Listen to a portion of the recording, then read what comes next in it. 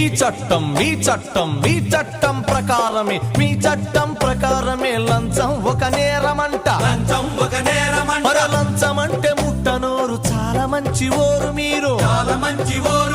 చాలా మంచి ఓరు మీరు లంచం అంటే ముట్టనోరు కానీ ఒక అనుమానం వింటనంటే విన్నపం మీ అల్సేషన్ కుక్కకెంత మారుతి కారుకెంత